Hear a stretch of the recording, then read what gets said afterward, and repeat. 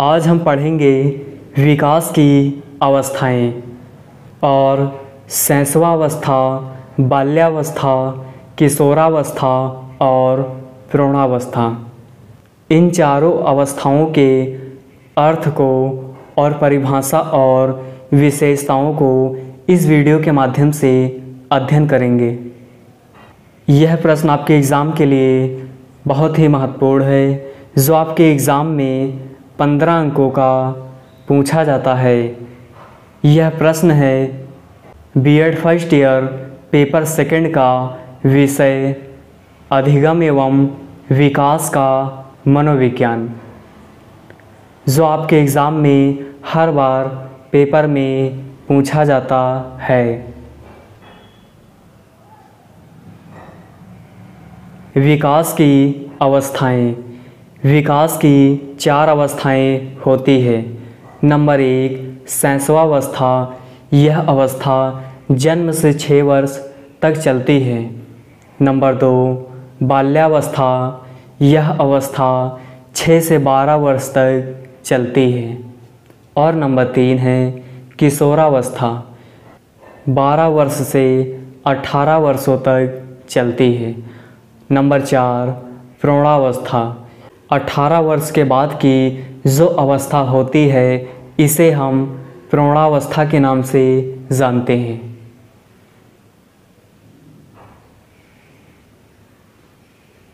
किशोरावस्था का अर्थ शिशु के जन्म से 6 वर्ष की अवस्थाओं को शैशवावस्था कहते हैं।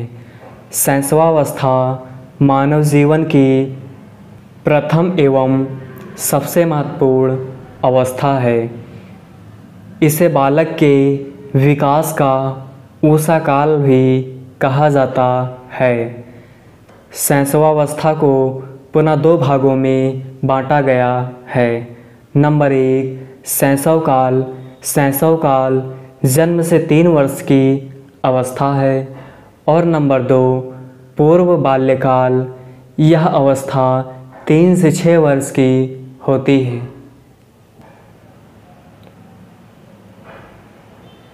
शैशवावस्था की परिभाषाएं।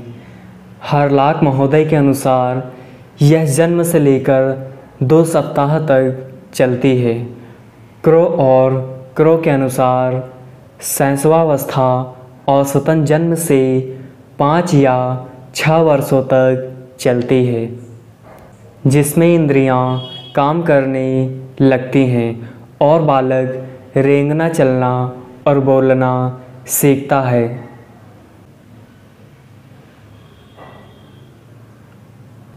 वैलेंटाइन के अनुसार शैशवावस्था सीखने का आदर्श काल है। रूसो महोदय के अनुसार बालक के हाथ पैर व नेत्र उनके आरंभिक शिक्षक होते हैं। यानी जो छोटा बालक होता है या जो शैशवावस्था का बालक होता है, वह हाथ पैर और अपने नेत्रों यानी आँखों के द्वारा ही वह क्रियाओं को सीखता है और समझता है। गुड एनक के अनुसार व्यक्ति का जितना भी मानसिक विकास होता है, उसका आधा विकास 3 वर्षों तक हो जाता है। यानी व्यक्ति का जो संपूर्ण मानसिक विकास होता है, उसका 50% यानी आधा विकास उसकी उम्र के 3 वर्षों में ही हो जाता है और आधा विकास बाद में होता है।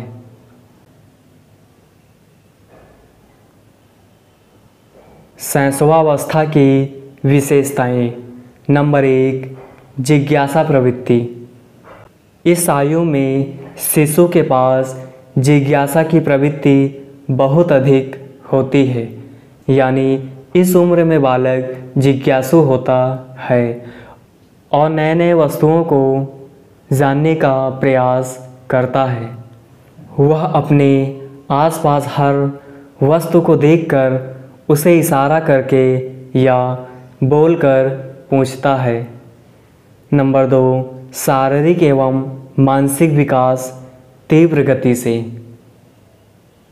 इस आयु में बालक का शारीरिक और मानसिक विकास बहुत तीव्र गति से होता है। नंबर 3, ना तो सामाजिक और ना ही असामाजिक। इस अवस्था में शिशु का सामाजिक विकास नहीं होता, इसलिए अगर इस आयु में वह कोई गलती कर देता है तो उसे बुरा नहीं कहा जाएगा, क्योंकि वह तो अभी शिशु है, उसे सामाजिक और असामाजिक का ज्ञान नहीं है।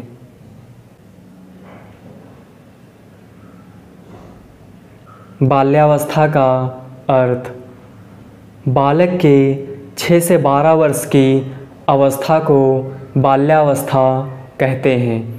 इस अवस्था को प्रारंभिक विद्यालय की आयु भी कहा जाता है, क्योंकि 6 वर्ष का बालक होने पर विद्यालय जाना स्टार्ट कर देता है। ऐशवावस्था के बाद बाल्यावस्था का प्रारंभ होता है। यह अवस्था बालक के व्यक्तित्व के निर्माण की होती है, यानी इस अवस्था में बालक के व्यक्तित्व का निर्माण होता है।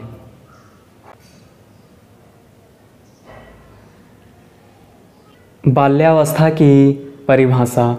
इस अवस्था के बारे में मनोवैज्ञानिकों ने निम्नलिखित परिभाषाएं दी हैं। नंबर 1, कार्ल एवं ब्रूस के अनुसार बाल्यावस्था जीवन का अनोखा काल होता है। नंबर 2, रास के अनुसार बाल्यावस्था मिथ्या व परिपक्वता का काल होता है, यानी इस अवस्था में बालक परिपक्व होने लगता है। और किलपैट्रिक के अनुसार बाल्यावस्था की परिभाषा है बाल्यावस्था प्रतिद्वंदात्मक सामाजिकरण का काल है।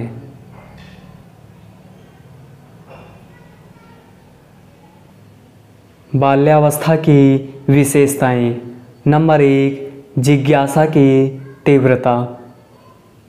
इस आयु में बालक की जिज्ञासा विशेष रूप से प्रबल होती है। वह जिन वस्तुओं के संपर्क में आता है उनके बारे में प्रश्न पूछकर हर तरह की जानकारी प्राप्त करना चाहता है। उसके यह प्रश्न शैशवावस्था के साधारण प्रश्नों से भिन्न होते हैं। वह शिशु के समान यह नहीं पूछता है वह क्या है, इसके विपरीत वह पूछता है यह ऐसे क्यों है, यह ऐसे कैसे हुआ। उसके अंदर वस्तुओं को देखकर उसके बारे में जानने की जिज्ञासा इसी बाल्यावस्था के अंतर्गत होती है। नंबर 2, रचनात्मक कार्यों एवं खेलों में रुचि। इस आयु में बालक विशेष रूप से रचनात्मक कार्यों एवं खेलों में रुचि लेते हैं। इस आयु में बालक कला बनाना बहुत पसंद करते हैं। नंबर 3, चोरी करना व झूठ बोलना। इस आयु में बालक झूठ बोलना भी सीख जाता है तथा कुछ बालक तो चोरी करना भी सीख जाते हैं। इसलिए इस अवस्था में बालकों पर विशेष ध्यान देना चाहिए और उनके अंतर्गत अच्छी आदतों और सद्गुणों का विकास करना चाहिए।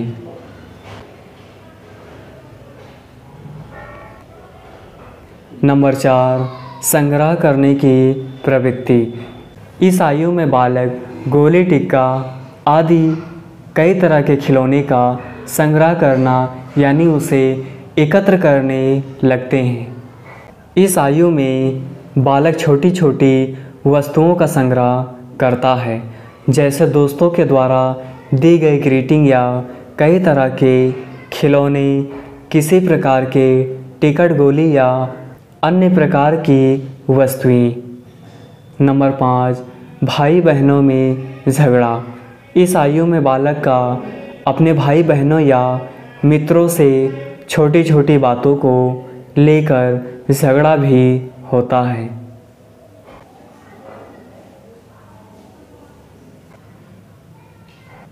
किशोरावस्था का अर्थ। बालक के 12 से 18 वर्ष की अवस्था को किशोरावस्था कहते हैं। यह अवस्था बाल्यावस्था तथा प्रौढ़ावस्था के बीच की संधि काल है। मानव जीवन के विकास की प्रक्रिया में किशोरावस्था का महत्वपूर्ण स्थान है। इस अवस्था की विडंबना होती है, बालक स्वयं को बड़ा समझता है और बड़े उसे छोटा समझते हैं।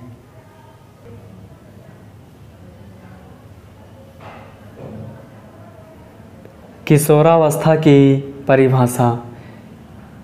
स्टैनली हॉल के अनुसार किशोरावस्था प्रबल दबाव व तनाव, तूफान एवं संघर्ष की अवस्था है। वैलेंटाइन के अनुसार व्यक्तित्व एवं घनिष्ठ मित्रता किशोरावस्था की विशेषताएं हैं। इस अवस्था में बालक कई नए नए मित्र बनाते हैं और उसके कई मित्र होते हैं। रास के अनुसार किशोरावस्था समाज सेवा के आदर्श उपस्थिति करने की अवस्था है।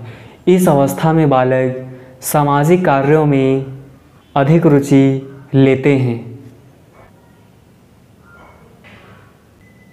किशोरावस्था की विशेषताएं। नंबर 1, शारीरिक विकास। भार, लंबाई, मांसपेशियाँ, दाढ़ी मूंछ, मासिक स्राव। इस अवस्था में बालक का शारीरिक विकास पूरी तरह से हो जाता है। बालक की लंबाई, उसका वजन और मांसपेशियों का संपूर्ण रूप से विकास हो जाता है। इस अवस्था में बालक में दाढ़ी मूंछ आ जाती है। इस अवस्था में बालिकाओं में मासिक स्राव भी होने लगता है।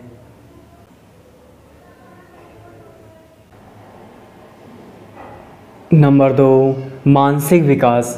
इस अवस्था में बालक का मानसिक विकास भी बहुत तेज़ी से होता है। वह कल्पना करना, तर्क करना, सोचने समझने की क्षमता आ जाता है। इस अवस्था में कुछ अन्य मानसिक गुणों का भी विकास हो जाता है। नंबर 3, व्यक्तिगत व घनिष्ठ मित्रता। इस आयु में बालक केवल 1 या 2 बालकों से घनिष्ठ संबंध रखता है, जो उसके परम मित्र होते हैं और जिनसे वह अपनी समस्याओं के बारे में स्पष्ट रूप से बातचीत करता है।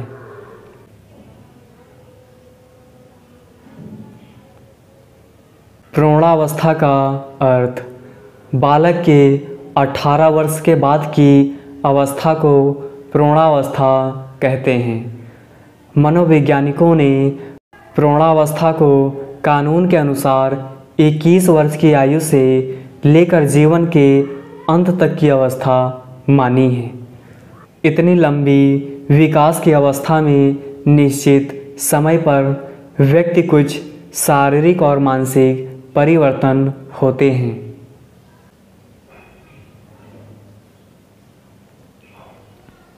अतः इस परिवर्तन के प्रकार के अनुसार प्रौढ़ावस्था को कुछ उप अवस्थाओं में बांटा गया है, जिनमें प्रत्येक के अलग अलग शारीरिक और मानसिक लक्षण होते हैं तथा सांस्कृतिक दबाव व अपेक्षाओं से पैदा होने वाली अलग अलग समायोजन से संबंधित समस्याएं होती हैं।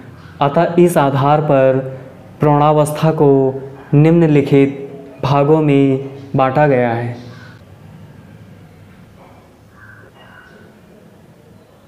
नंबर 1, पूर्व प्रौढ़ावस्था। परिपक्वता की कानूनी आयु से लगभग जीवन के 40 वर्ष तक की अवस्था, यानी ये अवस्था 21 वर्ष की आयु से 40 वर्षों की आयु तक होती है। नंबर 2, मध्य प्रौढ़ावस्था। जीवन के 40 वर्ष से 60 वर्ष तक की अवस्था को मध्य प्रौढ़ावस्था कहते हैं। नंबर 3, वृद्धावस्था। जीवन के 60 वर्षों से लेकर व्यक्ति की मृत्यु पर्यंत तक की अवस्था। प्रौढ़ वह व्यक्ति है जिसने अपनी वृद्धि संपूर्ण कर ली है एवं समाज के अन्य प्रौढ़ों के समान वह उस स्तर को प्राप्त करने के लिए तैयार है।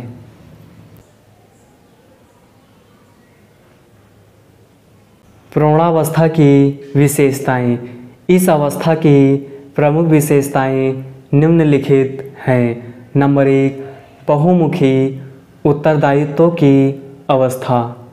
प्रौढ़ावस्था नए नए कर्तव्यों और उत्तरदायित्वों के निर्वहन की अवस्था होती है।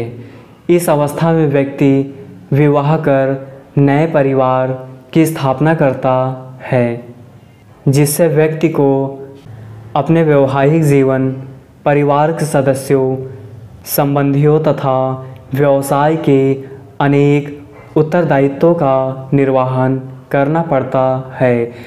इस अवस्था में व्यक्ति वैवाहिक जीवन, परिवार के सदस्यों और अपने व्यवसाय के कार्यों का जिम्मेदारी लेता है और उसका निर्वहन भी करना पड़ता है।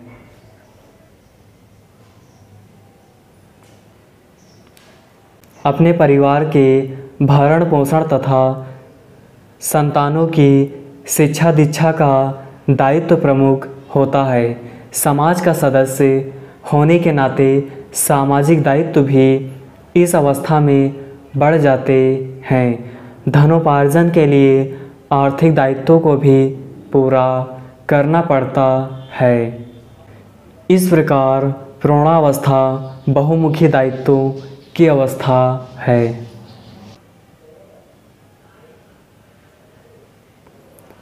नंबर 2, समायोजन की व्यवस्था। प्रौढ़ावस्था में जीवन को सुचारू रूप से चलाने के लिए कई प्रकार का समायोजन करना पड़ता है। सबसे पहले तो वैवाहिक जीवन के साथ समायोजन करना पड़ता है, क्योंकि दो अलग परिवार से आए हुए पति और पत्नी की रुचियाँ, महत्वाकांक्षाएँ तथा मूल्य समान नहीं होते। वैवाहिक समायोजन के लिए पति और पत्नी दोनों को एक दूसरे की भावनाओं का आदर करना होता है और वैवाहिक समायोजन न होने पर परिवार विघटित हो जाता है और तलाक जैसी समस्याएं उत्पन्न होती हैं।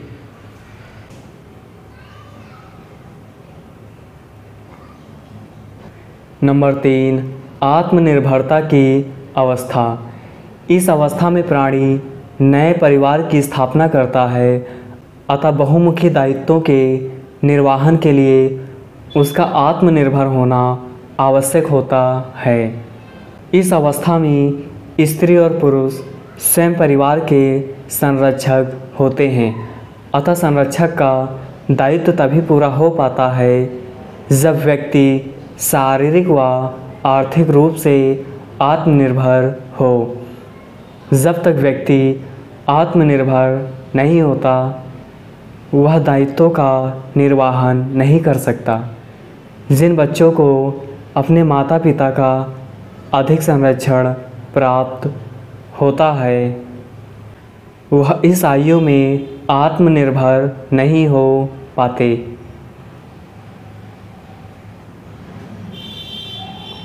नंबर 4, उपलब्धियों की अवस्था। इस अवस्था में व्यक्ति की बहुत महत्वाकांक्षाएं होती है।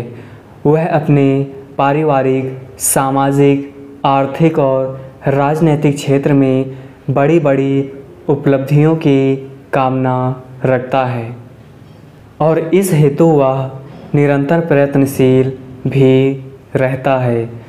जो व्यक्ति अपने इन प्रयासों में सफल हो जाता है, उसका विभिन्न क्षेत्रों में विकास होता है और वह अपने पारिवारिक, सामाजिक, आर्थिक तथा राजनीतिक जीवन में प्रगति की ओर अग्रसर होता है।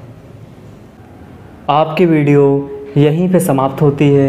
वीडियो कैसी लगी कमेंट में ज़रूर बताएं और वीडियो को लाइक करें तथा वीडियो को अपने दोस्तों के पास अपने व्हाट्सएप ग्रुप में शेयर करें।